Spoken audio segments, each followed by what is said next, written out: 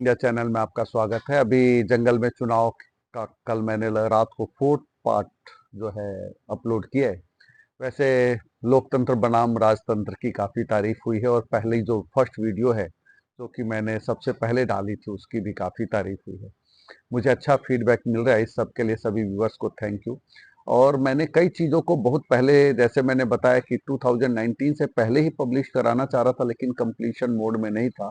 बाद में लगभग 20% के आसपास मैंने ऐड ऑन किया होगा और अभी एडिटिंग का काम ही 5-6 मंथ से कर रहा हूँ लेकिन नहीं कर पाया कंप्लीट। काफ़ी काम होता है इसमें, है ना, मतलब मिस्टेक्स ना रहे ये वो, लेकिन नहीं हो पाया तो मैं अभी यूट्यूब पे इसको कर रहा हूँ और काफ़ी आप लोगों की तारीफ भी सुनने को मिल रही है। लेकिन मुझे अभी भी बिल्कुल एक्यूरेट फीडबैक, कहीं आपको लगता है कुछ वर्ड्स को मैं चेंज कर सकता हूँ तो वो सब आप बता सकते हैं, है ना। मेरा मेन मकसद लोगों को अवेयर करना है। तो अभी मैंने जहाँ तक अभी था कि बंदर राज की शुरुआत हुई थी, अभी शुरुआत हुई नहीं। आज मेरी कोशिश होगी ज़्यादा बड़ा पार्ट में इस वीडियो का कवर करूँ। अभी जैसे कि हुआ था कि लोकतंत्र बनाम राजतंत्र, राजतंत्र के बाद जो है उसके बाद जो क्या हुआ था कि कई आंदोलनकारियों को उसने बंदर ने यू टर्न लिया है। अब तक उसकी कई बार पिटाई हो चुकी है, लेकिन उसके बाद जो है वो फिर उसने क्या किया कि कैसे अपने लोगों को मनाया है ना। तो बाद वो चील को भेजा था लोमड़ी ने देखने के लिए कि ये आंदोलनकारी तो खुद ही आपस में लड़ाई कर रहे हैं तो कैसे काम चलेगा। लेकिन वहां पे जब वो गया तो उसने देखा कि बंदर ने कैसे कैसे मनाया है। तो वहां से मैं चुनावी बिगुल है इस अध्याय से अब मैं शुरू कर रहा हूँ। तो अब की बार बंदर सरकार का नारा था, सभी की जुबा पे यही शोर था, आंदोलन में फिर से जान आ गई थी, जैसे जंगल में नाचे मोर था। बाज व चील की नजरें यहीं टिकी थी, लोमड़ी को आंखों देखा हाल सुनाया, बंदर की धूर्तता से लोमड़ी अचंभित, आखिर हर मौके को प्यार से बुनाया।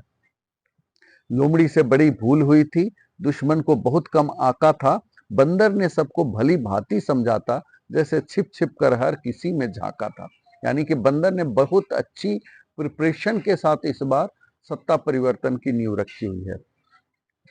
बंदर, गेंडे, रीछ व भालू का साथ किसी गहरी साजिश का संदेशा था। बब्बर शेर ने केवल अपनी भूख मिटाई, पर इनका तो खून बेचने का पेशा था, है ना। अब यहाँ पे जैसे कि बंदर, गेंडे, भालू, रीछ, ये सब कई चीजों पे एक तरफ बब्बर शेर का तो चलो अपना केवल भूख मिटाता रहे, जैसे इसको आप वैसे समझे, जबकि बाकी जो है अलग जानवरों पे पिक्चराइज कराने की कोशिश की गई है। नाटक की ऐसी कथा लिखी थी, सबका अपना अपना किरदार था। भालू को दुनिया मुट्ठी में करनी थी, कर लो दुनिया मुट्ठी में, तो इनको चांद का चाहिए दीदार था। नोट तंत्र से ही लोकतंत्र पैदा होता, भ्रष्टाचार ही इसकी माता है, ईमानदारी की सीढ़ी पर ही चढ़कर नेता देश को खा जाता है ना। बहुत अच्छी लाइन है ना, कि नोट तंत्र से ही लोकतंत्र पैदा होता, नोट पैसे से, भ्रष्टाचार ही इसकी माता है। यानी कि भ्रष्टाचार पे किया किए बिना आगे बढ़ ही नहीं पाते हैं। जिस तरीके की मौजूदा लोकतंत्र की स्थिति है उस पे कटाक्ष है ये। ईमानदारी की सीढ़ी पर ही चढ़कर नेता देश को खा जाता है। बंदर था सबसे बड़ा नौटंकी, उससे बड़ा कौन बहुरूपिया था। गैंडे पे थी ताकत ज्यादा, तो भालू से ज्यादा किस पे रुपया था, है ना। बड़े यानी कि धनबल और बाहुबल दोनों ही चीजें यहाँ साथ थी। सत्ता सत्ता सीन थे नशे में चूर, चिराग तले घनघोर अंधेरा था।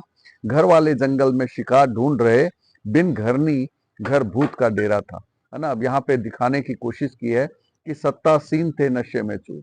जैसा होता है ना कि जब वो आंदोलन कोई हो रहा होता है, कई बार उसको कम आंक लेते हैं और कई बार वो इतने अपने अय्याशी में रहते हैं उनको मतलब ही नहीं रहता कहाँ क्या हो रहा है, तब नीचे से जमीन कब खिसक जाती है पता ही नहीं चलता। तो बंदर की रणनीति पर काम हुआ था, सारे उस पे चलने पे हुए मजबूर। लोमड़ी भी अकेली क्या कर लेती जब बब्बर शेर ही हुआ था दूर, है ना। लोमड़ी समझ तो पा रही थी लेकिन वही है, जो बब्बर शेर इस बात को समझने को तैयार नहीं था। और जब बुद्धिजीवी वर्ग को दरकिनार किया जाता है तो सत्ता में कुछ ना कुछ तो ऐसे जो है उलटफेर हो ही जाती है। बब्बर शेर गुप्त सभा कर, बंदर की लोकप्रियता और बढ़ी थी। दरबारी गण को भी काहे की चिंता, सबकी आंखों पर चर्बी चढ़ी थी, है ना। मैंने कई मुहावरे और कोट को भी ऐड ऑन करने की कोशिश की है। राजनीति में किसी को कम आंकना सबसे बड़ी ये भूल होती है। जिसे छोटी कील मानकर भूल हम जाते, विरोधी की सबसे घातक शूल होती है। लोमड़ी बहुत ही परेशानी में थी, बंदर की हार हो ये जरूरी था। बब्बर शेर को भी सूचना देनी थी, उनकी सारी बातें बताना भी मजबूरी था। लोमड़ी जब अब साजिश से अनभिज्ञ नहीं थी, बंदर के दोहरे चरित्र का स्वांग रचाना, बात से मिली सूचना ने कान खड़े किए, आसान न था किसी के द्वारा पचाना। है ना, बाज ने चील ने बता दिया किस तरीके से बंदर शेर के सामने क्या कह रहा था और अपने दोस्तों के सामने क्या कह रहे हैं। तो वो आपने पार्ट 4 अभी कल ही रात को मैंने अपलोड किया है, उसमें आप देख लेंगे क्या क्या बातें हुई है। जो बंदर बंदर का स्पीच लास्ट वाले एपिसोड में है। चुनाव स्थगित कर दिया जाए, जब तक दरबारियों का जनाधार न हो, आंदोलनकारियों को जेल में डालो, चाहे गुनाह का कोई आधार ना हो। है ना, महाराज ने निर्णय लिया था जल्दी में, राजनीति का ऐसा भूल किया था, चुनाव का वचन दे दिया भरी सभा में, फांसी के बदले उन्हें फूल दिया था। गुस्सा करने से कोई लाभ नहीं, चुनाव तो अब रुकवाना होगा, करवाना होगा। लोमड़ी बोली, बब्बर शेर जी, बंदर को फिर से बुलवाना होगा। चुनाव में होगा मोटा खर्च, बंदर को समझाना होगा। पार्टी फंड का इंतजाम करे, वो चुनाव का सारा खर्च उठाना होगा। खर्च की बातें सुनते ही बंदर के हाथ पांव फूल जाएंगे। चुनाव लड़ने की जिद छोड़ेगा, उसके अरमान पानी में धुल जाएंगे। अब लोमड़ी सोच रही है कि पैसे का इतना खर्च बता दो कि बंदर पीछे ही हट जाए। है ना, लेकिन अब देखिए आगे क्या होता है कि बब्बर शेर का आदेश सुनते ही उलट बंदर उल्टे पैर भागता आया। इस कनीज की सेवा में महाराज ने क्या खता पाया। चुनाव कराने में खर्च बहुत है, लोमड़ी ने 2 का 4 बताया। लोकतंत्र पड़ेगा काफी महंगा, राजकोष पे इसका भार बताया जताया। उम्मीदवार अगर अपना जलवा महाराज के समक्ष दिखलाएं, योग्यता अनुसार मंत्री मनोनीत होंगे, लोकतंत्र भी सस्ते में आ जाए। है ना, ये लोमड़ी कह रही है कि अपनी अपनी योग्यता, जिसको चुनाव में आना है वो महाराज के सामने दिखाए, महाराज जिसको पसंद करेंगे मनोनीत कर लेंगे, दरबार भी हो जाएगा, लोकतंत्र भी हो जाएगा। है ना, जैसे कि अगर राजतंत्र में जैसा होता है, और राजतंत्र का थोड़ा सा लोकतंत्र बना दिया जाए कि सबको अपने अपने मौका दिए जाए, तो इस तरीके वो सलाह देती है। महाराज की सेवा का मौका मिलेगा, बंदर की मंत्रालय भी पक्की होगी, आंदोलनकारियों को बहलाना होगा, जो ना माने तो जेल की चक्की होगी। यह सुनते ही बंदर के होश उड़ गए, पर फिर भी खुशी का दिखावा किया। खर्चीले चुनाव की बात खारिज की, फायदेमंद लोकतंत्र का होने का दावा किया। अब बंदर बहुत ही शातिर था, उसने पहले कहा इसमें खर्चा तो है ही नहीं, यहाँ तो फायदा है ना। महाराज को ये चीजें बता रहा है। महाराज जी, खर्च की आप छोड़ो चिंता, चुनाव तो राजकोष भरने का मौका है। उम्मीदवार टिकट के लिए क्या नहीं करते, मझधार में फंसे पार्टी के लिए ही नौका है ना। वो देखिए अब यहाँ लोकतंत्र की कैसे कैसे खामियां हैं, चुनाव के माध्यम से कैसे पैसे इकट्ठे होते हैं, पार्टी फंड कैसे आता है, ये सब चीजें बताने की कोशिश की है। लोमड़ी को लोकतंत्र का अनुभव नहीं था, पार्टी फंड उसके समझ की बात नहीं। लोकतंत्र आने से कोष कैसे बढ़ जाएगा, इतनी तो किसी की भी औकात नहीं। लाभ की बात सुनते ही लोमड़ी बोली, राजकोष पहले भरना होगा, चुनाव का सारा खर्च बंदर का होगा, वो भी चुनाव पूर्ण ही जमा करना होगा। लोमड़ी को लगा कि ऐसा तो पॉसिबल नहीं है, लेकिन फिर भी कहती है कि ठीक है, राजकोष पहले ही भरना होगा आपको। बब्बर शेर ने भी हाँ में हाँ मिलाया, बंदर को ही फंड चुकाना होगा, अगर राजकोष में कमी हो जाए रह जाए तो बंदर को ही इसका जुर्माना होगा। तेंदुए पे फंड इकट्ठा होगा, लोमड़ी की यहाँ भी निगरानी होगी, उम्मीदवार भी खर्च की राशि वहन करेंगे, जो नामांकन के दौरान जमा करानी होगी। बंदर ने झट से हामी भर दी, खुद को शेर का ही रक्त बताया, बहुत जल्द ही राजकोष भर जाएगा, कुबेरों को भी शक्ति का भक्त बताया। कहा कि जहां पे सत्ता होती है वहां सब कुछ धन अपने आप आ जाता है इस तरीके से। और उसकी, जैसा कि मैंने पहले बताया कि रीच को उसने पहले मजबूत किया था और भालू से साठगांठ उसकी हो चुकी थी। ये सभी अलग अलग कैरेक्टर्स हैं, आप समझने की कोशिश करेंगे, मैंने तो इसको एक पोएट्री फॉर्म में देने की कोशिश की है। बंदर ने घाट घाट का पानी पिया, मदारी संग वर्षों काम किया, शेर व लोमड़ी को लालच में फांसा, उनके संग बैठकर ही जाम लिया। बंदर पे चुनावों का अच्छा अनुभव था, मदारी उसे विपक्ष का नेता बनाता था। चुनाव से पहले जो सड़े केले देते थे, जीतते ही उसका कायाकल्प हो जाता था। है ना, जो मदारी के साथ उसने वक्त बिताया था वहां पे अक्सर वो विपक्ष का नेता बनता था। इसलिए बाद में आप देखेंगे कि सत्ता में आने के बाद भी वो विपक्ष की तरह ही सत्ता पे जैसे गालियां देते हैं, तो इस तरीके का काम रहता है। वो आगे की पोएम में आपको नजर आएंगे। लोकतंत्र ही शाही रोग है, एक बार जब लग जाता है, जो जितना जनता का हितैषी दिखता वो उतना ही ज्यादा ठग जाता है। एक बार लोकतंत्र स्थापित हो तो महाराज व लोमड़ी की इतनी मौज होगी, राजतंत्र को हमेशा के लिए भूल जाएंगे, चुनाव कराने की इच्छा हर रोज होगी। पार्टियों का कोई खर्च ना होता, बड़े बड़े व्यवसायियों को का प्रवेश हो जाता है, नेताओं की भी कुबेर बनने की इच्छा, उनका व्यय भी निवेश हो जाता है ना।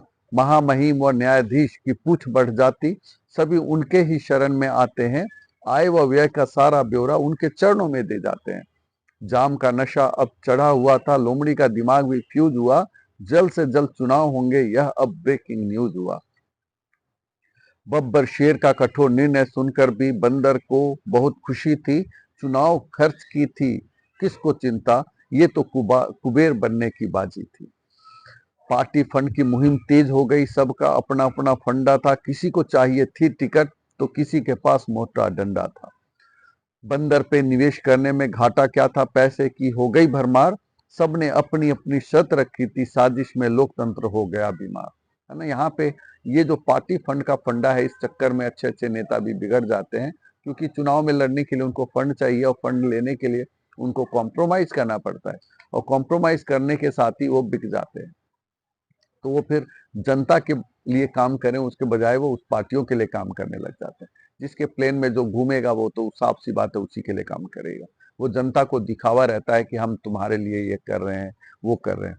अब आगे देखते हैं क्या होता है। रीच को पहले ही समर्थ किया था, चुनावी खर्च का उसे एहसास कराया, बंदर का वह रिजर्व बैंक था, पुराना गठजोड़ था जो उसे पास लाया, है ना। यानी कि भरोसा तो सबसे ज्यादा रीच पे ही था, लेकिन फिर भी भालू उसकी मजबूरी थी और भालू को भी साथ ले आया था। दोनों ने मदारी संग बहुत कुछ सीखा, राजनीति में परछाई भी न होती साथ, बंदर व रीछ को का कोई राजदार नहीं था, चोरी छिपे बहती गंगा में धोते हाथ। बंदर का अब तक था छोटा साम्राज्य, पर रीछ व भालू का रखा था पूरा ध्यान, व्यापारी सत्ता की पूंजी होते वे ही फंडिंग की होते हैं खान। चुनाव में सब कुछ दांव पे लगा था, जोखिम उठाने की नहीं थी औकात, साम दाम दंड भेद में कुछ कमी न रह जाए, बंदर ने पहले ही सबकी की थी बात।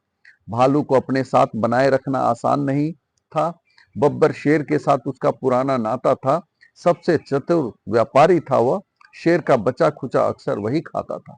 अब यहाँ समझने की चीज है कि शेर का बचा खुचा खाकर व्यापारी जो है धीरे धीरे भालू बहुत बड़ा हो चुका था।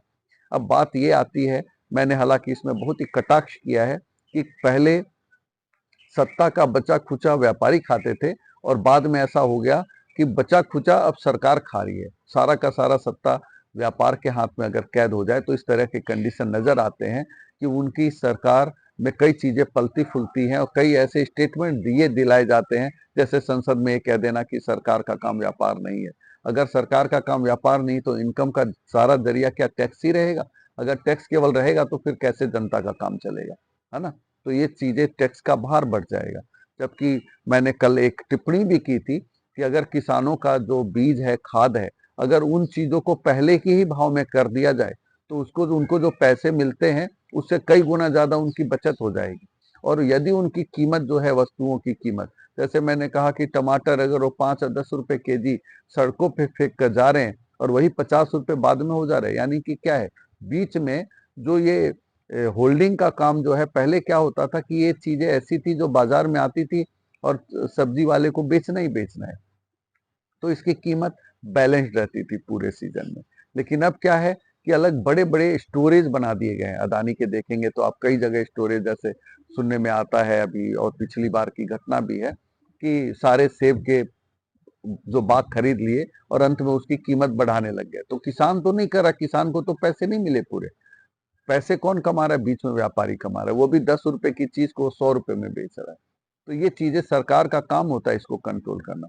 और पार्टी फंड में जब चीजें आ जाती हैं और इस तरीके से जब साठगांठ हो जाती है तो सरकार के साठगांठ के साथ ये मानकर चलिए कि जनता का भला तो हो ही नहीं सकता। तो बब्बर शेर के साथ वही है, भालू को प्राकृतिक दोहन करना था, वह पूरी तरह शेर पर आश्रित था, शेर के विरुद्ध वह जाता कैसे, लालच से वह बुरी तरह ग्रसित था। अब यहाँ पे कि भालू का व्यापार ही प्राकृतिक दोहन पे आधारित था, है ना। तो ये सब चीजों को आप समझिएगा, डायरेक्टली मैं कुछ कह नहीं रहा। बंदर भालू की नस नस से वाकिफ था, उसे बड़े ऑफर की थी दरकार, चोरी छिपे वह साथ दे सकता था, जब तक बनती नहीं नई सरकार। है ना, बंदर को पहले ही पता था कि भालू कैसे आएगा हाथ में, तो पहले बता दिया कि तब तक सत्ता नहीं बदल जाए तब तक वो चुपचाप उसका साथ देता रहे। व्यापारियों का निष्पक्ष सर्वे था होता, दूरगामी कड़ियां भी शीघ्र जोड़ पाते हैं, सत्ता परिवर्तन का अंदेशा होते ही सबसे पहले व्यापारी साथ छोड़ जाते हैं। है ना, ये लोकतंत्र की चीजों का है, सबसे पहले उनको दिखता है सत्ता परिवर्तन होने की, जहां उसको लगी नहीं कि फट से साथ बदल देते हैं।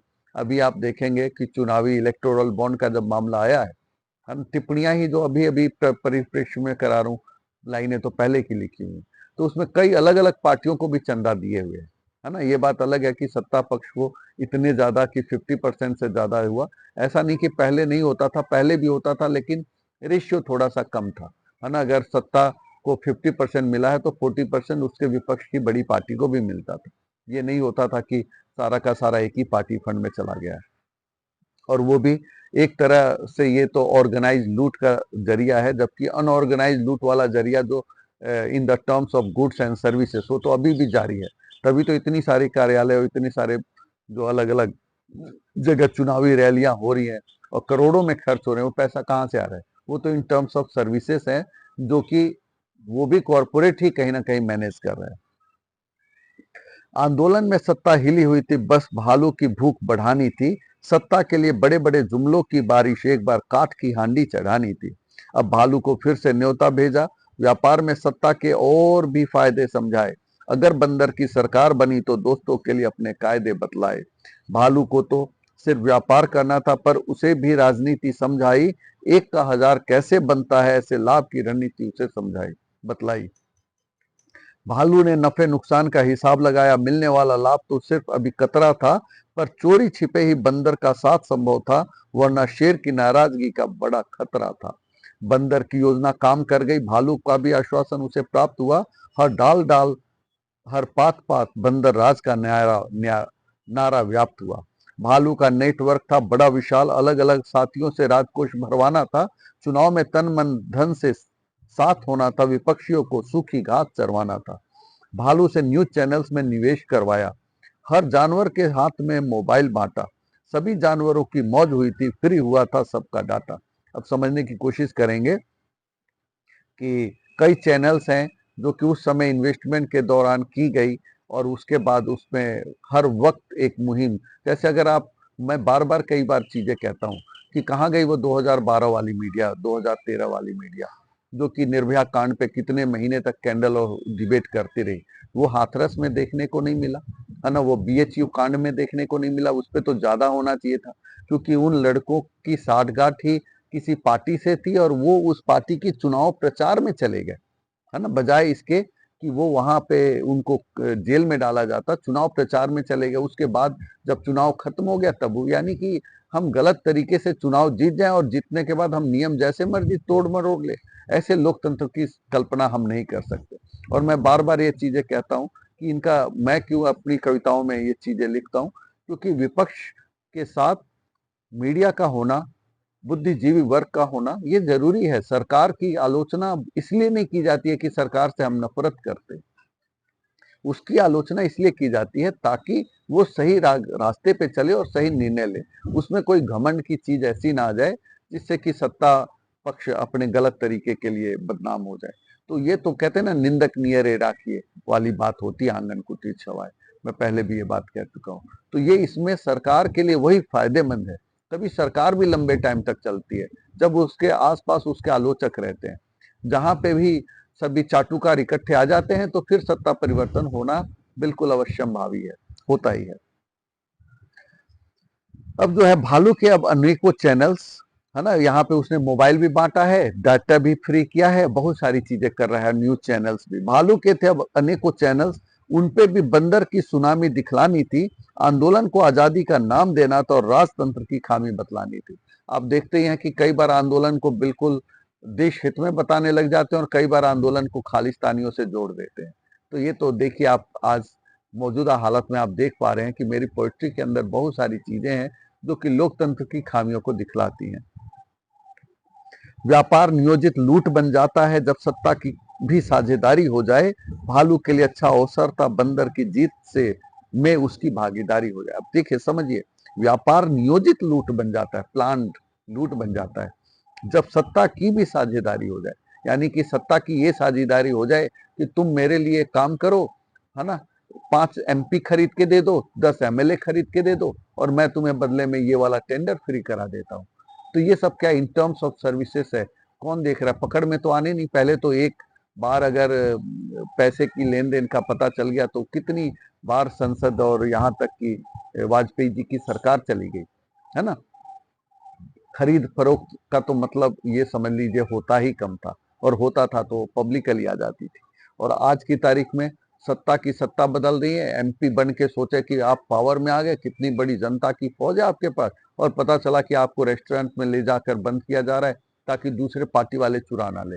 अब बताइए ये कैसी लोकतंत्र की भारत में आजकल, ये भारत में इतनी बार ऐसा जो हुआ है अभी हाल के सालों में, वो चीजें बहुत ही दुखी करने वाला है कि ऐसे तो हमने जिसको अपने एमएलए बनाया और उसी ने, या एमपी बनाया और उसी को पार्टी ने खरीद लिया, तो इसका मतलब उसने इतने करोड़ लोगों के, इतने लाखों लोगों के वोट को खरीद लिया, है ना। तो इस पे तो सख्त कानून होनी चाहिए, और ये लोकतंत्र में सबसे बड़ी प्रॉब्लम है। यानी कि जिसपे पैसा होगा, वो तो कहा ना कि मौका परस्त लोगों को टिकट पार्टियां देती है, वहां उनकी गलती है, और फिर वो बिक जाते हैं, और खरीदार और बेचने वाले दोनों की गलती है। बंदर राज पर चुटकुले बनते थे, भालू का नेटवर्क उन्हें पहुंचाता था, बंदर की जो इच्छा होती वही न्यूज चैनल्स भी दिखाता था। अब देखिए, यहाँ पे अभी आपने देखा कि भालू की भागीदारी हो गई, और दूसरे अब चुटकुले बनाए जाते थे ताकि एक पूरा का पूरा एक माहौल तैयार हो जिसमें ये दिखाया जाए कि सब जगह क्या है, सुनामी है ना, बंदर की ही सुनामी है। कौन सा दरबारी भ्रष्टाचारी, कौन सा था एजेंट व कमीशन खोर, भालू को था एक एक का ज्ञान, कौन सा साधु कौन था चोर। अब भालू तो इतने सालों से सत्ता के साथ रहा था, तो उसको ये पता था कि कौन सा मंत्री कैसा है और कौन उसके ट्रैप में फंस जाएगा। स्टिंग ऑपरेशन कई किए गए। अब देखो आप, 2G 3G 5G 4G कोल घोटाला, पता नहीं कितने घोटाले सामने आ गए। बाद में पता चला वो एक भी साबित क्यों नहीं हुए फिर, और वो फिर वापस जैसे कि वो दोबारा मंत्रालय में और सरकार की सत्ता में कैसे आ गए। ये भी पॉसिबल है कि शायद उनकी साठगांठ पहले ही रही हो, और इस तरीके से इन चीजों को बताने वाले मुखबिर भी वही रहे हों। तो भालू ने अपने पैसे फेंके, दरबारियों को आपस में लड़वाया, कुछ को बाद में शुद्धिकरण का वादा किया तो कुछ को अपने गैंग में जुड़वाया। बाद में शुद्धिकरण का वादा किया का मतलब, हम बाद में सत्ता में आने के बाद छोड़ देंगे, अभी लेकिन पूरा बवाल मचाएंगे तुम्हारे नाम पे, ताकि जनता बहुत ही जल्दी से भावुक हो जाए और हम चुनाव जीत जाए। भ्रष्टाचार का मुद्दा गरमाया, कुछ का हुआ स्टिंग तो कुछ को ट्रैप किया, दरबार से ही दरबारियों की चोरी का खुलासा होता, दरबारियों में भी अपने ऐसे लोगों को स्वैप किया, है ना। अब समझिए कि दरबार में ही ये सब चीजों को करके अपने सत्ता के पक्ष के लोगों को ही खरीद कर उनके माध्यम से ही मुखबिरी का काम चालू किया। अब देखिए, भ्रष्टाचार, भालू की ताकत मिलने से बंदर बहुत ही बलवान हुआ, मस्त दरबारी थे घमंड में चूर, शेर के शयन कक्ष में भी बंदरगान हुआ। अब देखिए, यानी कि इतनी ज्यादा पैसे का और भालू की ताकत, पैसे के मिलने के कारण कितना कुछ एकाएक यू टर्न आया है। और यहाँ पे कि शेर के शयन कक्ष में भी बंदरगान हुआ, बंदर की सारी रणनीति सफल हुई थी, बुलंदियों पे उसके सितारे थे, शेर व लोमड़ी उसके जाल में फंसे, जंगली जानवर अब किस्मत के सहारे थे। फंडिंग उम्मीद से ज्यादा हो रही थी, राजकोष भरने से शेर भी जोश में था, लोमड़ी बंदर को बेनकाब कैसे करती, बंदर हर वक्त चौकन्ना व पूरे होश में था। अभी बंदर विपक्ष में है तो बहुत ही चौकन्ना है, होश में है, और वो हर चीज पे नजर रख रहे हैं। जब मधुर वाणी संग लाभ दिखता, आंखों पे पट्टी बन जाती है, बंदर जैसे सत्ता के करीब हो जाते तो लोमड़ी सत्ता से दूर हो जाती है। लोमड़ी को न्यायाधीश होने का लालच, पर उसे कुछ गलत होने का अंदेशा था, बंदर पे उसे भरोसा नहीं हो पा रहा था, जैसे ऊपर वाले से मिलता कोई संदेशा था। लोमड़ी ने अंतरात्मा की आवाज न सुनी, सारे संकेतों को सुना अनसुना किया, बंदर धीरे धीरे लक्ष्य की ओर बढ़ता चला, इन्हें थोड़ा दिया पर कई गुणा लिया। जब दुनिया हद से ज्यादा अच्छी दिखे, सबके लबों पर आपका ही नाम हो, पूरी दाल भी काली हो सकती है जब बगल में छुरी लबों पे राम हो, है ना। ये सब कुछ वैल्यूज वाली लाइनें हैं जहां मुझे अच्छी लगी लिखती। सदियों तक आर्थिक बदहाली झेलने को भ्रष्ट दरबारियों की विफलता बतलाया, फंड का उम्मीद से ज्यादा भर जाने को महामहिम की सफलता बतलाया। अब देखिए, यहाँ पे बंदर शेर को क्या चाहिए था, पैसा आए पैसा आए, वो तो पैसा देख रहा था, जरिया देख ही नहीं रहा था। और सभी दरबारी भी मस्त थे, उनको कोई लेना देना नहीं था। तो किस तरीके से एक साजिश प्लेटफॉर्म तैयार हो रही थी, उस चीज से अनभिज्ञ थे। अब इसके बाद चुनावी अध्यादेश की बारी आती है, इसको देखते हैं कि बब्बर, ये फंड तो आपने देख लिया कि किस तरीके से फंडिंग की गई है और फंडिंग सत्ता में लोकतंत्र के लिए कैसे घातक है। बब्बर शेर ने बहुत विचार किया, दरबारी संग बैठ राग मिलाया, मुद्दे पर कब कोई बात हुई थी, केवल सांपों को भी दूध पिलाया। बब्बर शेर व लोमड़ी पहले से सहमत, चुनावी प्रक्रिया का ढांचा हुआ तैयार, सभी दरबारियों समक्ष आदेश पारित किए, नए संविधान से होगी नई अपार। महाराज महामहिम पद पर आसीन हो, जल्द से जल्द चुनाव की तारीख तय हो, उनके कर कमलों से लोकतंत्र का मुहूर्त हो, ताकि हर लबों पर महाराज की जय हो। बंदर ने बातों में मिश्री घोली, शेर व लोमड़ी का राज्याभिषेक हुआ। लोमड़ी ने निष्पक्ष न्यायालय की शपथ ली, तो महामहिम शेर का राज्याभिषेक हुआ।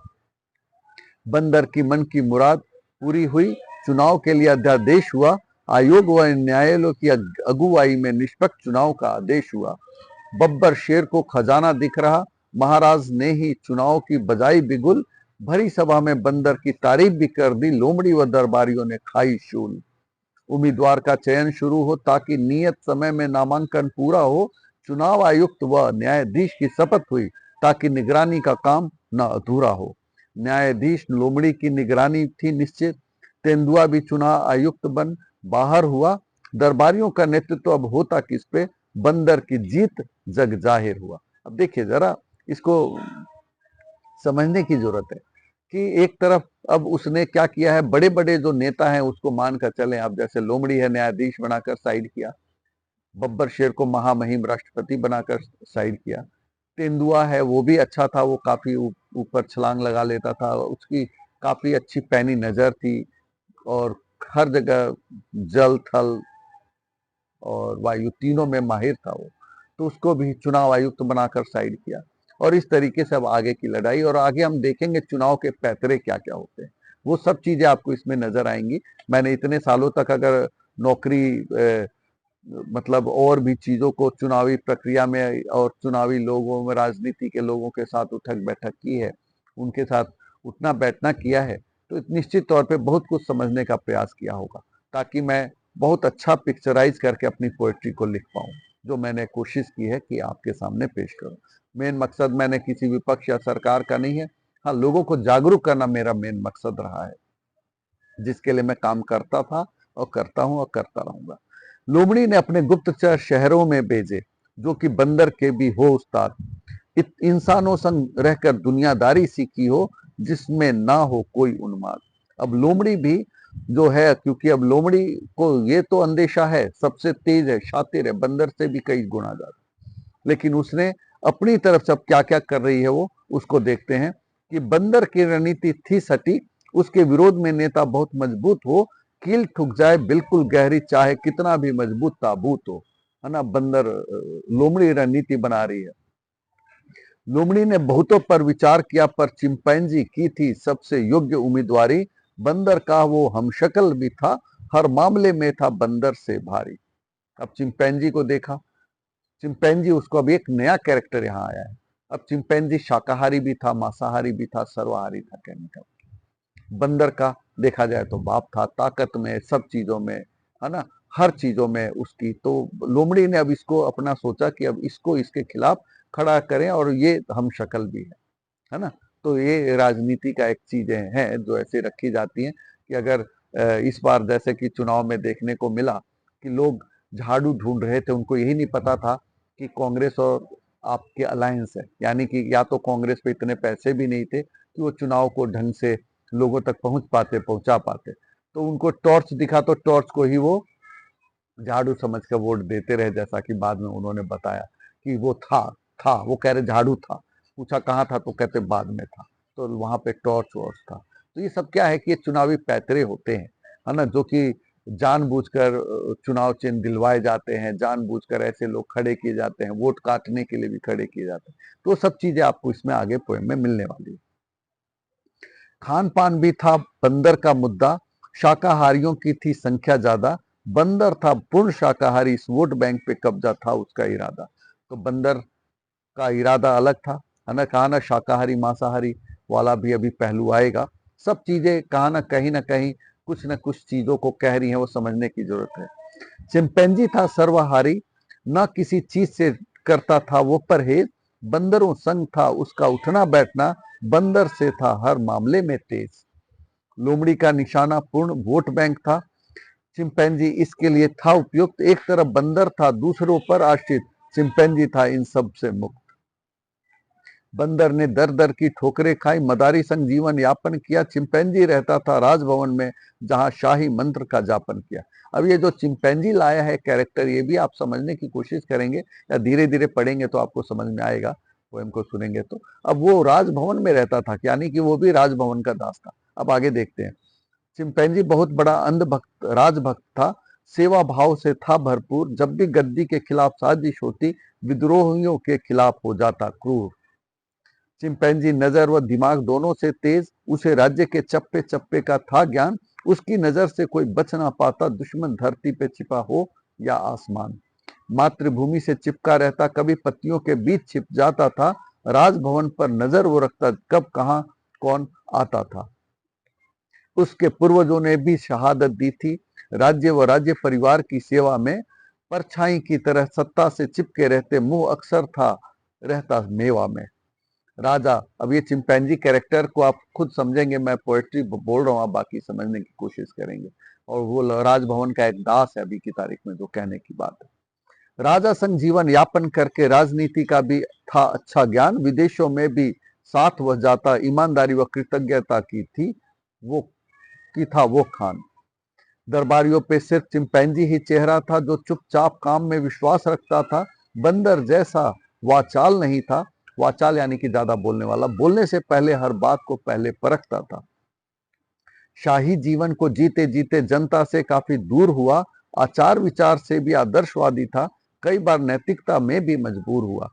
चिंपैंजी की अब ये कुछ कमियां भी है कि राजभवन में रहते रहते वो जनता से दूर था, जबकि बंदर मदारी संग रहते रहते पूरे लोगों के बीच में था। दोनों में अब यहाँ एक डिफरेंस आया। अब देखते हैं आगे जीत किसकी होती है। लोमड़ी को यह सब मालूम था, पर बंदर का कोई जवाब नहीं, चिंपैंजी से काबिल कोई दिखा नहीं, जिसका था कोई ख्वाब नहीं, है ना। अब चिंपैंजी का कोई ख्वाब भी नहीं। एक तो तरफ बहुत ही महत्वाकांक्षी व्यक्ति था, जो कि बहुत ही ज्यादा उछल कूद मचा रहा था, सत्ता पाने के लिए अपनी पूरी कोशिश एड़ी चोटी एक की हुई थी, कई बार ठोकरें खा चुका था, और इस तरीके से वो बहुत ही एक एक कदम को फूक कर रख रहा था, जबकि चिंपैंजी अपने सिंपल जिंदगी, सिंपल लाइफ, और उसके बाद भी राजभवन वाली जिंदगी में मस्त था। चिंपैंजी को आमंत्रण भेजा, जंगल हित में उसे बुलवाया, पूर्वजों की गरिमा भी खतरे में थी, बड़े प्यार से उसे समझाया। लोमड़ी का एहसान था उस पे, इनकार कैसे वह कर पाता, बंदर के खिलाफ अब मोर्चा खोला, वो बुजदिल नहीं जो डर जाता। अब लोमड़ी ने कैसे भी चिंपैंजी को तैयार किया कि अब वो इधर से विपक्ष के लिए, यानी कि राजतंत्र के लिए वो क्या करे, अपने बिगुल बजाए। और राजतंत्र यानी कि एक तरीके से देखा जाए तो एक तरफ बब्बर शेर है, तो बब्बर शेर की जो टीम है दरबारियों की, उसकी अगुवाई करे वो, है ना, और इसको वो मान जाता है। बंदर पे गीदड़ जैसे कुशल वक्ता थे, जो कभी किसी को भी भभकी देता था, चिंपैंजी पे थे मुख्य दरबारी हावी, फिर भी राय वह सबकी लेता था। अब देखिए यहाँ पे अब गीदड़, कई अलग अलग कैरेक्टर आएंगे और आपको समझना है, देखना है कि कौन सा कैरेक्टर क्या है। दरबारियों की तो सिर्फ रस्सी जली थी, घमंड चूर होना भी बाकी था, शेर व लोमड़ी को सम्मोहित करना बंदर के लिए सिर्फ ये झांकी था, है ना। बंदर पूरे जोश में था, महामहिम की जय जयकार की, लोकतंत्र की महाराज की देन बताया तो था, उनकी हर आज्ञा स्वीकार की। दरबारियों में वह जोश नहीं था, लोमड़ी को भी उनकी चिंता थी, न्यायाधीश बनने से क्या होता जब जहन में ही वैचारिक भिन्नता थी। राजनीति में आंखों की जरूरत थी क्या, सावन के अंधे को हरा ही हरा दिखता है, कुर्सी से बगावत ईमान बन जाती है, कौड़ियों में जब अरमान कहीं बिकता है। लोमड़ी की आवाज़ भी बहुत मधुर थी, पर बंदर वाली उस पे साज नहीं थी। बोलना बहुत कुछ चाहती थी वह, पर उसके गले में वह आवाज़ नहीं थी। दरबारियों की औकात ही क्या दरबारियों की औकात ही क्या है, जहाँ महाराज ही भक्ति में लीन हो जाए। राजकोष व भंडार किस काम का, जहाँ नैतिकता में राजा दीन हो जाए। जब राष्ट्र का अक्सर पतन हुआ है, जब जब भी दरबारी मौन हुए हैं, राज्य सभा में चंद चाटुकार हावी और बाकी सब कोई गौण हुए हैं। देशभक्ति जब चरम पर होती, कोई व्यक्ति विशेष नहीं रह जाता है। आत्महित की भावना गौण हो जाती, तभी तो वो सही को सही कह पाता है। जंगल राज में कोई नहीं ऐसा जिसे बंदर ने नहीं फांसा था। सबकी जुबानें सिली हुई थी, सभी को अच्छे दिनों का झांसा था। बंदर शेर का था अब सबसे खास, शेर को केवल फंड दिख रहा था। लोमड़ी बंदर की साजिश में फंसी थी, शेर की कलम से वो दंड लिख रहा था। दुनिया घूम घूम कर बंदर ने यही पाया, लुभावने वादे ही जीत का रामबाण है। जनता चाहे कितनी भी बेसुरी बातें बोले, उनके सुर में ताल मिलाना ही राष्ट्रगान है। ये सभी चीज़ें जो है राजा की चल रही हैं, और वैसे आवाज़ साउंड माइक सिस्टम में प्रॉब्लम के कारण मैं साउंड को अलग से मिक्स कर रहा हूँ, तो छोटी मोटी जो समस्या आ रही है मैं चाहूँगा सभी ऑडियंस से कि उसको इग्नोर करेंगे। लेकिन जो बातें हैं उसको मैं इसमें कहने लग रहा हूँ कि राजा जो है, राजा समक्ष प्रश्न पूछना ही राजद्रोह है। राजभक्ति का तर्क से वास्ता नहीं है। अंधभक्त बनकर प्रभु के चरणों में गिरना प्रभु बनने का आसान रास्ता यही है ना। जैसे देखिए, पहले चौकीदार बनने के बाद फिर वो हो गया कि नहीं जी, पहले तो हम सेवक हैं, सेवक से जनता के कब चौकीदार बन जाते हैं, फिर भगवान बन जाते हैं। तो ये सब चीज़ें मौजूदा हालत में अभी मैं कमेंट्री कर रहा हूँ, लेकिन शुरुआत की देखा जाए तो शुरुआत में कंडीशन यही रही है कि जो पोएम जब मैंने लिखी थी उस समय ये था कि चौकीदार का नारा ज़्यादा चलता था और बहुत सारी चीज़ें चल रही थी। तो वही सब चीज़ों को मैंने बताने की उसमें कोशिश की है कि दिन को रात व रात को दिन कहना मौका परस्त लोगों की मजबूरी होती है। भक्ति को का तर्क से वास्ता ही क्या है, जब झूठी आस्था से भी मन्नतें पूरी होती हैं। तो कई चीज़ें हैं जो कि इस पोएम में मैंने बताने की कोशिश की है। अब अगले इसके जो कहते हैं कि जैसे राजनीति में देखा जाए तो कई बातें हैं। अभी जैसे यूएन की रिपोर्ट है, मानवाधिकार आयोग को लगातार दूसरी बार यूएन ने परमिशन नहीं दी, अभी मतलब आगे के लिए सदस्यता एक्सटेंड नहीं की है। तो कई चीज़ें ऐसी है, इस पर बहस नहीं है, इसमें मीडिया कोई चीज़ कह नहीं रहा है, बता नहीं रहा है।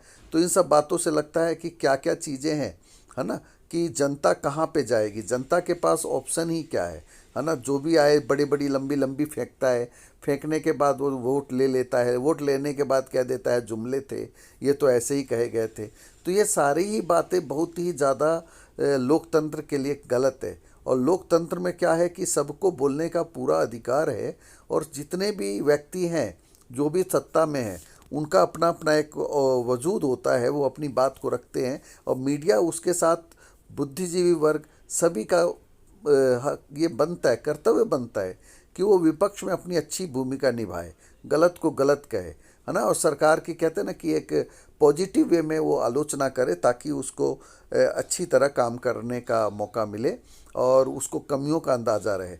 जबकि क्या होते हैं, सरकार के चाटुकार चारों तरफ से घेर लेते हैं और हर बात में उनको अच्छा अच्छा कहने लगते हैं। अभी 2-3 दिन पहले की बात है कि गांधी की तुलना कर दी गई कि गांधी तो फेमस ही गांधी मूवी के बाद हुए थे। जबकि देखिए, अल्बर्ट आइंस्टीन है ना, नेल्सन मंडेला है जूनियर जो हैं, ये सभी लोग अपना आइडियल मानते थे गांधी को। पूरे वर्ल्ड में 100 से ज़्यादा कंट्रीज़ में तो गांधी को एज ए मतलब कहते हैं ना कि मास लीडर के तौर पे दिखाया गया, उनकी मूर्तियाँ बनी हुई है।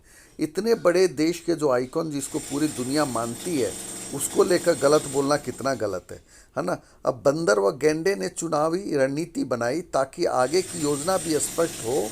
सशक्त दरबारियों का भी स्वागत किया, चाहे कोई कितना भी भ्रष्ट हो। दरबारियों से ही दरबारियों की पोल खुलवाई, जंगल राज को भ्रष्टाचार से जोड़ दिया। बागी दरबारियों को जंगल भक्त बताया और दरबारियों की एकता को तोड़ दिया। ऐसा अक्सर होता है कि आंदोलनकारी को आंदोलनकारी से भिड़ा दो। ये सब आप कॉमन आसपास की राजनीति में ऐसा आप देख पाते हैं कि अक्सर यही होता है कि आपस में आंदोलनकारियों को बांट देते हैं, उनको तोड़ देते हैं। अभी देखिए किसान आंदोलन की बात हुई तो उनको खालिस्तानियों से जोड़ दिया। हम देखते हैं कि वो मीडिया पहले वाला कहाँ है। जब निर्भया कांड हुआ था तो मीडिया ने इतना माहौल बना दिया था, तो यूँ लगने लगा था हम सभी को, क्या सभी देश की जनता को, 70-80% शायद ही कोई होगा जो नहीं मानता होगा, उनको ये लगने लगा था कि मीडिया ये होता है जो देश का मीडिया। आज मीडिया का जो कि लेवल इतने नीचे गिर गया है, उनका अगर वर्ल्ड में रैंकिंग का है 150 के भी बाद में आ गया है, तो ऐसी मीडिया से हम क्या उम्मीद कर रहे हैं, है ना, कि भाई वो देश में क्या सही माहौल बनाने की कोशिश करेंगे। तो ये सब चीज़ें सोचने का विषय है कि आखिर ऐसा क्यों होता है। दरबारियों में और जो मंत्रालय में वो कुछ खास अंतर बचा नहीं है। आज के जो मंत्री हैं वो पहले के दरबारियों से भी ज़्यादा गिरे हुए हैं। इसलिए इस चीज़ को समझ पाना बहुत ही अलग तरीके का माहौल बन जाता है कि उसमें क्यों हम किसी चीज़ को कह रहे हैं, है ना। ऐसा कहने का क्या मकसद है कि दरबारी किस तरीके से राजतंत्र में हो गए हैं। तो दरबारियों से ही दरबारियों की पोल खुलवाई, जंगल राज को भ्रष्टाचार से जोड़ दिया, बागी दरबारियों को जंगल भक्त बताया और दरबारियों की एकता को तोड़ दिया। चिंपैंजी की सेना में फूट पड़ी थी, बंदर के साथ उन्हें जीत दिख रही थी। चिंपैंजी के चेहरे में वो बात नहीं थी, मौका परस्त नेताओं की रीत यही थी। बंदर का भाषण भी प्रभावशाली था और भी बहुत से व्यापारी गोलबंद हुए। जीत जहाँ पर निश्चित दिखती, धतूरे भी वहाँ गुलकंद हुए। मैंने कहा कि अब यहाँ नया कैरेक्टर क्या आया है, चिंपैंजी आया है। तो चिंपैंजी क्या है, चिंपैंजी में भी वही गुण है जो कि बंदर में है, वो सर्वाहारी है, जबकि बंदर केवल शाकाहारी था।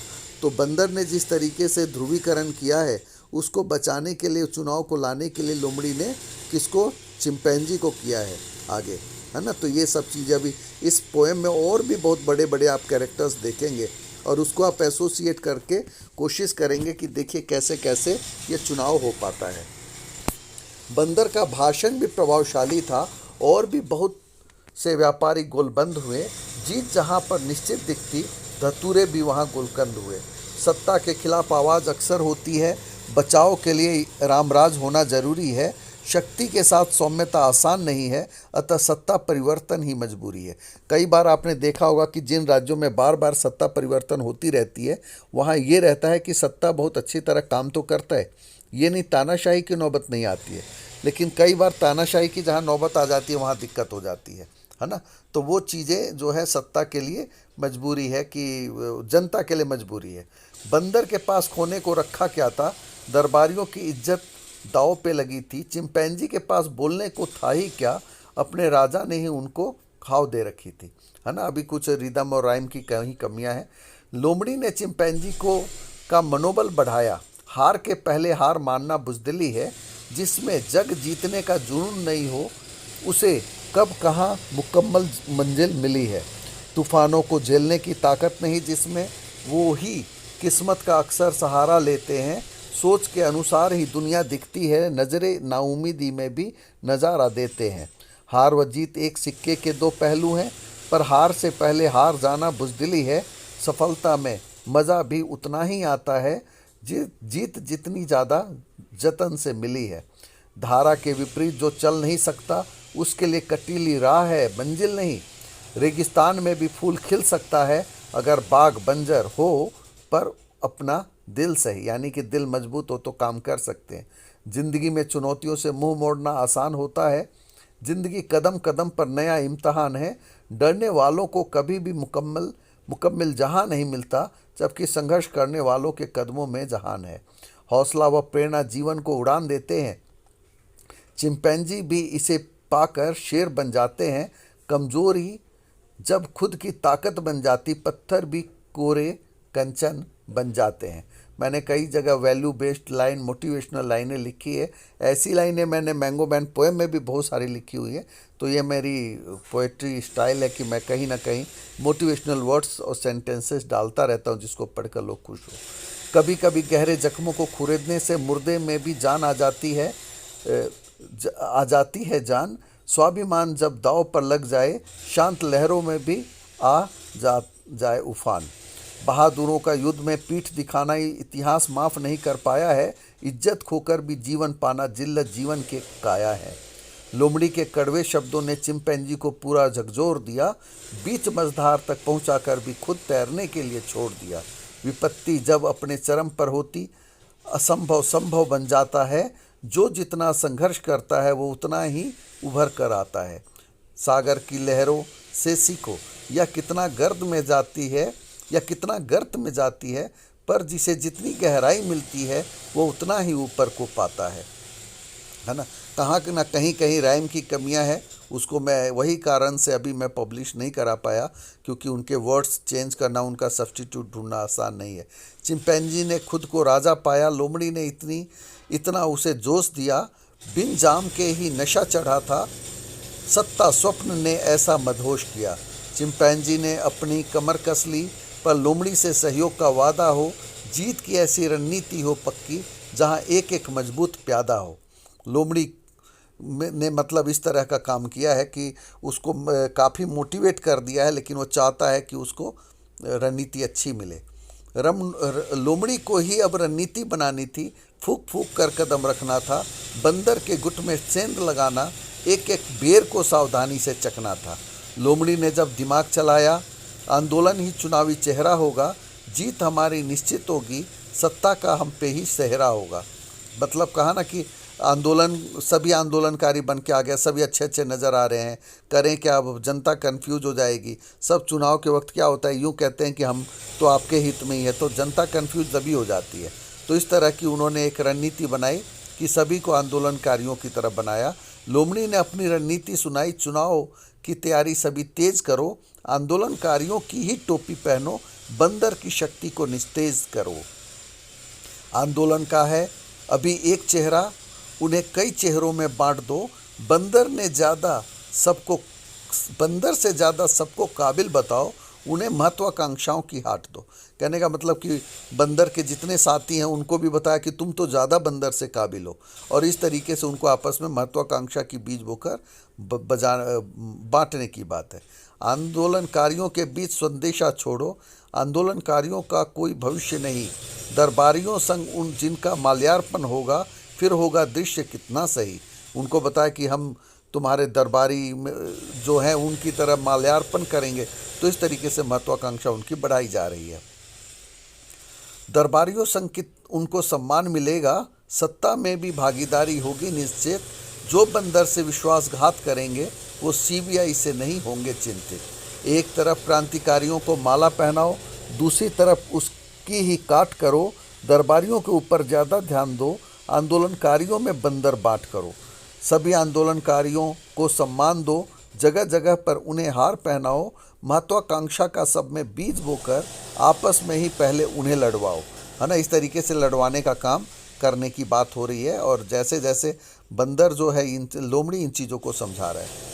आंदोलन से जब अब आंदोलन टकराया, भोली भाली जनता कंफ्यूज हुई, मुखौटों के पीछे असली चेहरा छिपा, आंदोलन की आत्मा ही फ्यूज हुई।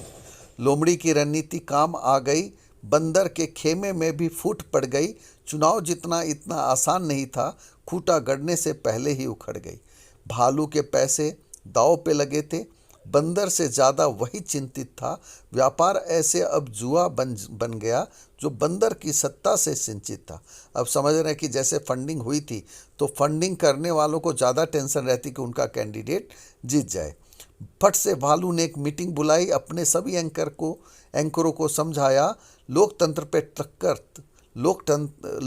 पे टक्कर तय हुई, किसे क्या क्या कहना है बतलाया। कुछ दरबारी प्रवक्ता बन गए, कुछ को विश्लेषक का नाम दिया, लोकतंत्र पे टक्कर चलती अब, मिलकर दरबार को बदनाम किया। देखते हैं ना कि आजकल मीडिया क्या करता है, चार को, मुझे तो यही समझ में नहीं आता कि हम युवा पीढ़ी को समझाना क्या चाहते हैं। एक को विश्लेषक का नाम दे दिया, एक को वरिष्ठ पत्रकार प्रवक्ता बता दिया, और बहस चल रही है ना। और इस तरीके की बहस चलती है कि साफ साफ पता चलता है हर चीज़ प्लांटेड है।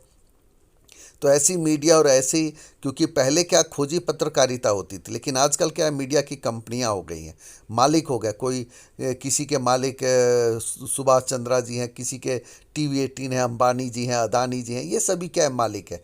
तो इनके नौकरों की क्या औकात है कि ये इनके खिलाफ कोई भी बात कहेंगे, चाहे हिंडनबर्ग की रिपोर्ट आए, चाहे कोई भी बात हो। इनको तो बोलना वही है जो कि इनके मालिकों ने इनको कहा है। तो ऐसे में पत्रकारिता कभी काम में आती नहीं है और उस पत्रकारिता का इतना फ़ायदा दिखता नहीं है। जनता को केवल कंफ्यूज करना ही इनका मेन मकसद नज़र आता है ना। तो वही है, कुछ दरबारी प्रवक्ता बन जाते हैं, कुछ को विश्लेषक का नाम दे देते हैं और लोकतंत्र पे टक्कर ऐसे दिखा रहे होते हैं जैसे सच्चे देशभक्त तो यही लोग हैं, जबकि इनका मकसद सिर्फ और सिर्फ अपना TRP बढ़ाना, पैसे कमाना और जनता को कंफ्यूज करके एक, कहते हैं ना कि एक रणनीति पे काम करना, जिसके लिए पैसा ज़्यादा मिले उसके लिए काम करने लग जाए। अगर आप BJP का देखें या कांग्रेस को देखें या सबको देखें, तो आप हर एक पार्टियों का देखें कि इनका कितना पैसा आज की तारीख में एडवर्टीजमेंट में खर्च हो रहा है ना। और वो एडवर्टीजमेंट में पैसा जो इन कंपनियों के पास जा रहा है, तो कौन से पैसे ये अपने पॉकेट से दे रहे हैं।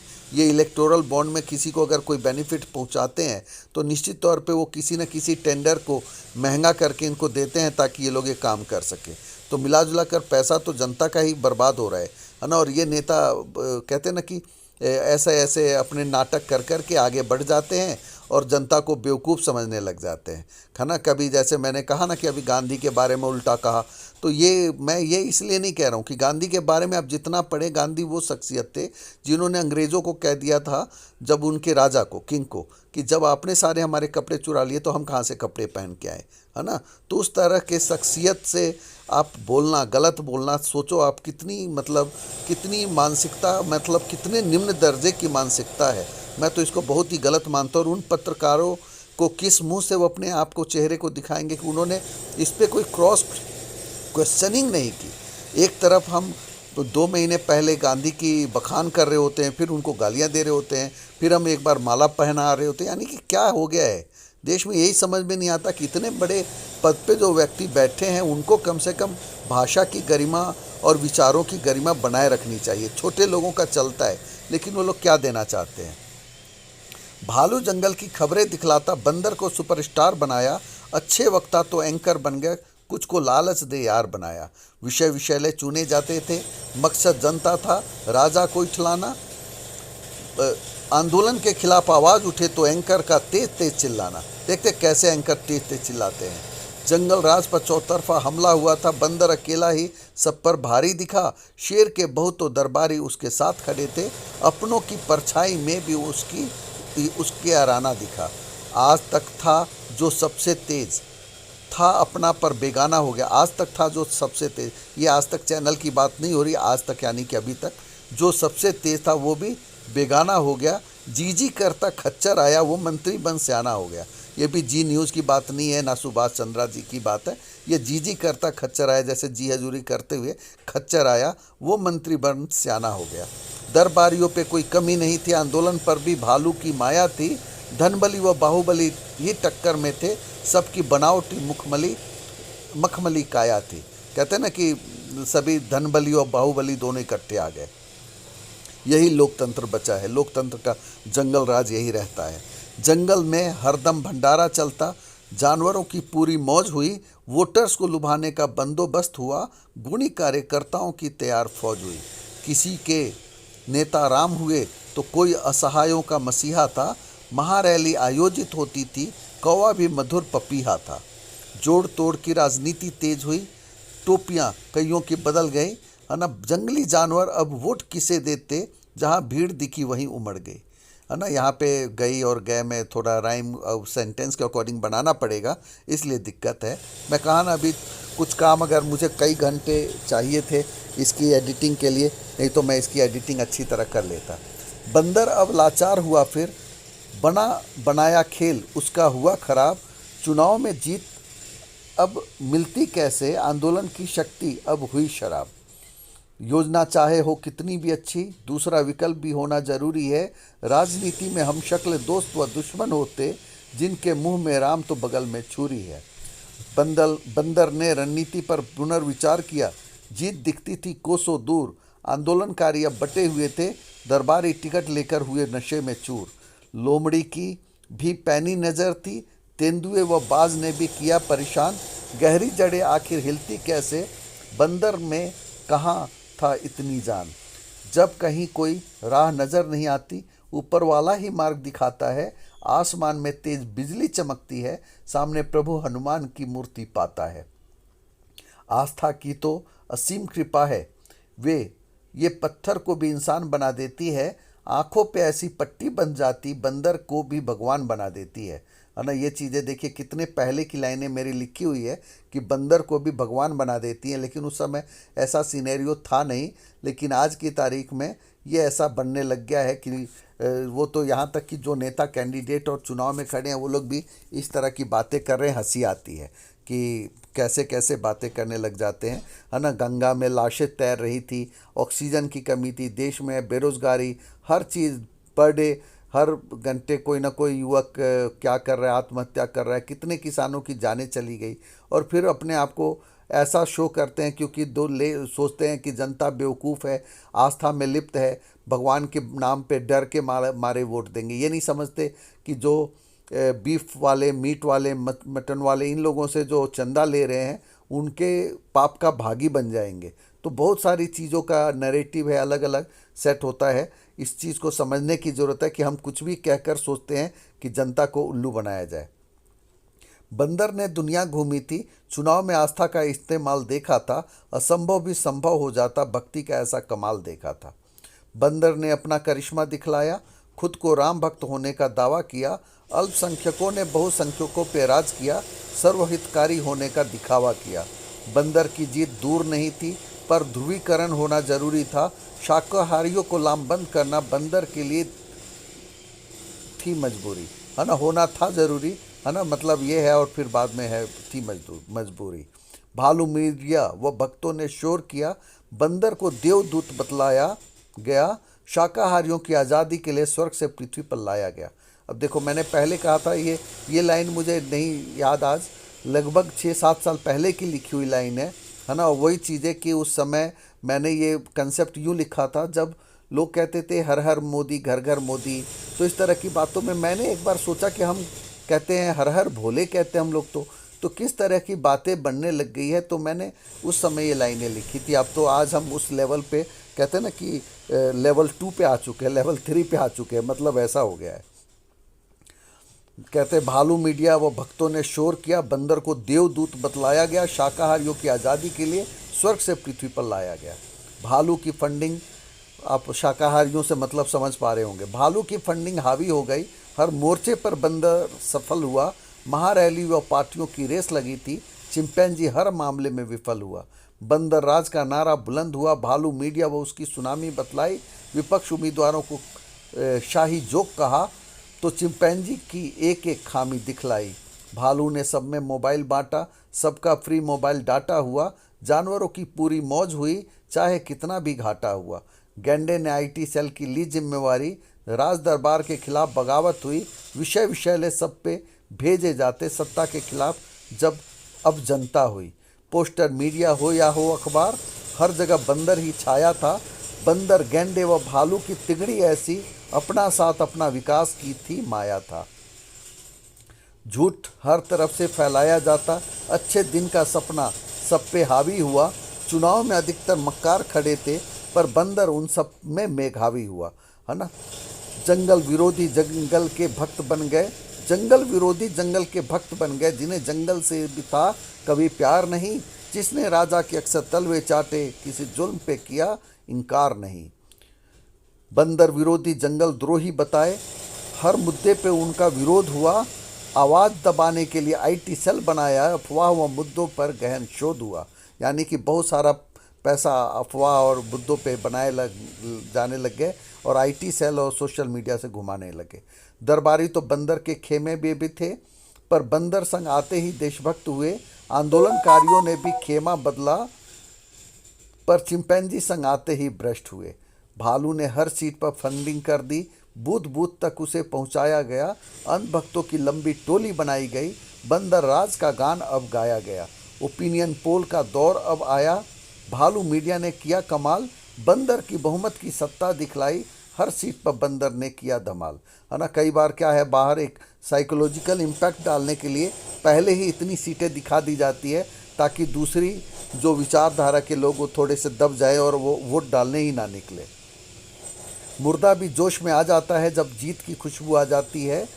तेज हवा का झोंका चलता निराशा की बदबू छट जाती है। सारे दर्द खत्म हो जाते जब अपनों का मिलता हो साथ। कोड़ी अंग किस काम का, चाहे पंजा हो या होवे हाथ। चुनाव में सब जायज होता है, अफवाहों का बाजार भी गर्म होता है। दबंगों की पूरी दादागिरी चलती, बुरा नहीं कोई काम होता है। बंदर ने अब और लंबी लंबी फेंकी, सारे भक्त सुनकर मस्त हुए। सत्ता पक्ष पे रखा क्या था, जनाधार पलटते देख त्रस्त हुए। मांसाहारी शाकाहारी दुश्मन बन गए, चुनाव आयोग व न्यायालय खस्ता थे। तेंदुआ बाजार बाज व चील क्या करते अब, वो भी जंगल विरोधियों का दस्ता थे, है ना।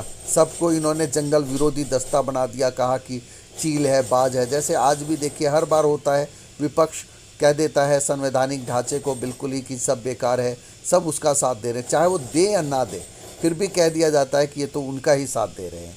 तो इस तरह का एक माइंडसेट तैयार किया जाता है, एक सिंपथी वोट लेने की कोशिश होती है। तो मैंने इस चीज़ को निरपेक्ष रूप से दिखाने की कोशिश की है। और मांसाहारी और शाकाहारी का मुद्दा भी गरमाया हुआ है, ये सब चीज़ें बनाने की कोशिश की जा रही है। तो मांसाहारी शाकाहारी मुद्दा भी गरमाया, लोमड़ी भी अब लाचार हुई। चुनाव पूर्व ऐसे पासा पलटा, शाकाहारी जनता भी खूंखार हुई, है ना। शाकाहारी जनता भी खूंखार हुई। हारी बाजी जीत कर कोई बाजीगर बन जाता है। अगर सितारे बुलंदियों पे हो, गिलट भी सोना बन जाता है। चाहे चहु दिशाओं में हो अंधियारा, सच्ची सोच में ही उम्मीदों का डेरा है। रात कितनी भी लंबी होती पर आता वही सवेरा है। महत्व बहुत सारी लाइनें अच्छी अच्छी हैं जो अलग अलग तरीके से लिखी हैं, हो सकता है शेरो शायरी में बाद में इस्तेमाल होंगी। इसमें बहुत सारी लाइनें अच्छी हैं। महत्वाकांक्षा से महत्वाकांक्षा टकराती, एक दूसरे से ऊपर उठने की ही लड़ाई है। जिसे गिरकर संभलने का हुनर नहीं, उसे पर्वत संग ही मिलती खाई है। कितनी अच्छी लाइनें लिखी। कई बार मैं अपनी लाइनों को देखता हूँ तो बहुत अच्छी लाइनें कई बार लिख लेता हूँ, है ना। कई सालों में लिखी बेशक, लेकिन ये है कि बहुत लाइनें बहुत अच्छी अच्छी लिखी है। जीत सभी को सुखद लगती है, हार सबके लिए दुखदाई है। बिन हारे कब जीत मिली है, ये तो एक दूसरे की ही परछाई है ना। ये भी बिना हारे जीत मिलती नहीं है, ये सब एक दूसरे की ही परछाई है। तो देखिए कितनी अच्छी लाइनें हैं। चिंपैंजी ने लोमड़ी संग पूरी जान लगाई, सारी संस्थाओं का भी उसे साथ मिला। पर बंदर का काम काफ़ी आसान हुआ, भालू व बड़े बड़े व्यवसायियों से हाथ मिला। भक्ति व मुद्दों के बीच जब जब संघर्ष हुआ, भक्ति की ताकत का तब तब हुआ एहसास। दरबारियों ने जितना ज़्यादा षड्यंत्र किया, जनता उतनी ही ज़्यादा आई पास, है ना। यानी कि जो षड्यंत्र करने के बाद ही जब शाकाहारी और मांसाहारियों का जो मुद्दा चल जाता है, भक्ति का जहाँ तक आस्था का विषय बन जाता है, तो वहाँ पे सब कुछ रखे रह जाते हैं। और एकाएक जो है बहुसंख्यकवाद की जो राजनीति चलती है, ये सबसे सस्ता देखा जाए तो मेजोरिटेरियन जो गवर्नमेंट बनाने की जो कोशिश होती है, सबसे सस्ता उपाय है ये, है ना। तो इस तरह से ये सब चीज़ें आती है कि आसानी से उनको बना दिया जाता है। बहुसंख्यकवाद की राजनीति सबसे सस्ती, कहीं खर्च की नहीं होती दरकार। जनता अगर भक्ति में डूबे, आसानी से बन जाती सरकार, है ना। यानी कि आसानी से सरकार बनाने का सबसे लो कॉस्ट, यानी कि कम से कम खर्च में प्रचार भी हो जाता है। तो जब भी चिंपैंजी कोई मुद्दे छेड़ता, शाकाहारी बनाम मांसाहारी मुद्दा गरमाता, दूसरों को अधर्मी बताया जाता, प्रभु राम की कसमें सब कोई खाता। और मैं इसमें एक चीज़ ये भी जोड़ दूं कि ये सब केवल राजनीति वालों के लिए मुद्दा है। हम बेशक धर्म और आस्था से जोड़ लेते हैं। जैसे मैं कहूं कि आंध्रा में टीडीपी अगर मुस्लिम आरक्षण की बात कर रहा है, उनके मैनिफेस्टो का हिस्सा है, और हम वहीं पे उनके साथ अलायंस में हैं, और दूसरी तरफ हम दूसरों पे यही प्रश्न उठाते हैं। तो ये क्या है, साफ यानी कि दिखावटी दांत है, बोलते कुछ है कहते कुछ है। और कहा ना कि अब एक तरफ कह रहे हैं, अभी में एक इंटरव्यू था, कहा कि अगर मैं हिंदू मुस्लिम करूं तो मैं सार्वजनिक जीवन में जीने का कोई हक नहीं है, और अगले दिन ही हम करने लग जाते। तो पता नहीं जनता, या तो वो एक लिखी लिखाई चीज़ों को कोई बोल रहा है, उसे इतनी अकल ही नहीं कि वो बोल क्या रहा है, कल क्या बोला आज क्या बोला।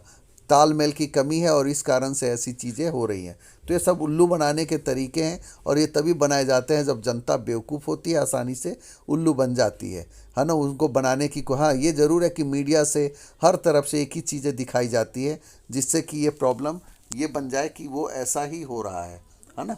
तो अब जो यहाँ पे भालू मीडिया ने ऐसा माहौल बनाया, सभी जगह बंदर का ही बोलबाला था, तन मन धन संग सब साथ खड़े थे, जैसे बंदर ने ही सबको पाला था।